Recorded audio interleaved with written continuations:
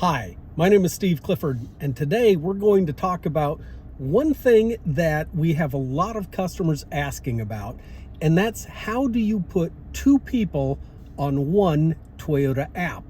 It can be done, and I'm going to show you how, but before we get to that, we need to talk about one thing in particular. We need to make sure that we understand there are three different ways to connect between a person and the vehicle. The first way is through the Toyota app.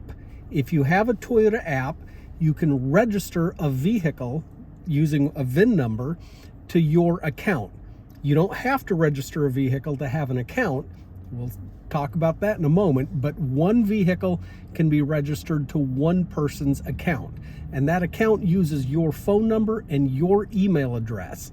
That's the first way. And by the way, with that, depending on the model of the vehicle, you have access to things like the remote start, the vehicle location, things like that. And that's what a lot of people want to be able to share.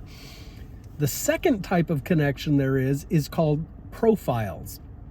Now, what a profile is anybody who has a Toyota app on their phone, whether or not they have a vehicle associated with it, they can get into any new Toyota that has the new multimedia system, and it saves a lot of their personal settings. Things like radio presets. Right now, that's the biggest thing, but at some point, they're going to add things like seat positions, mirror positions, climate control settings, different things like that, and eventually even what's called a smart key. So that's coming as well. That's the profiles. Connected to that, you can also have a Bluetooth connection. You don't have to have a profile, you don't have to have the Toyota app, but you can add a Bluetooth device to any Toyota product. You can add up to 5 of them at a time. So those are the 3 types of connections. Now let's get into the details of sharing a Toyota app, and that is exactly what it is. And you need to make sure you understand, we're talking about sharing a lot of data and a lot of information. In order to set this up, have 2 people in the same room together with both phones. That's really the best way to do it.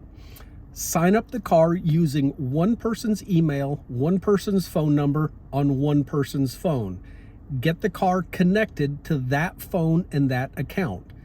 Then the second person, the spouse presumably, is going to log in to their phone, but they're going to sign in using the first person's email address and password that they just created. The best way to do this is really to set up a separate email account that you can both share. You're going to be sharing a lot of personal information, which is why you don't want to do this with somebody that you don't trust. If you don't trust the person, or if you've got issues going on, don't do this. Have separate accounts and don't share this type of information, because it's a lot of information. So to show what this means and what this is going to do, my wife is here and she has signed in to her phone, and she is using my account information. So if you see here, we have this Highlander that we're sitting in on her phone, but we can also switch over and look at my personal vehicle. And this is the type of information you're going to share. You're going to share the start, the stop, the lock, the unlock. You can go down here and see where the car is parked. You can also see the last 10 trips that were taken in this vehicle.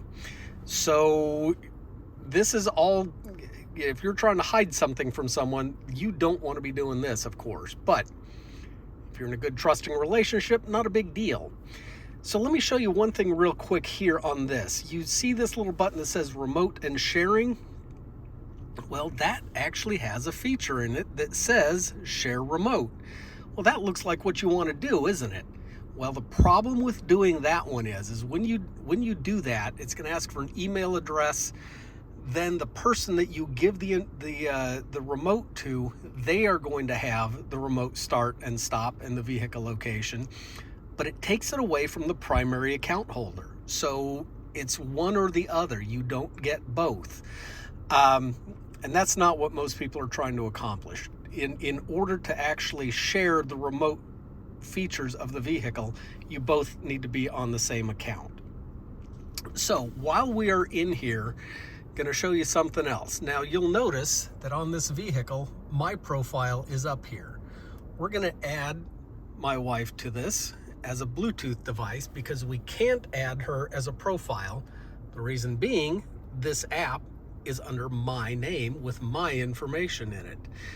And you can see, yep, there I am. So now we're going to add a Bluetooth device. And to do this, here, go ahead and hold your phone. We're going to go to Bluetooth devices, add another device, yep, and then search for devices, and it will pull up her phone. And then when we add her phone, please check your device, go ahead and hit pair. There we go, thank you.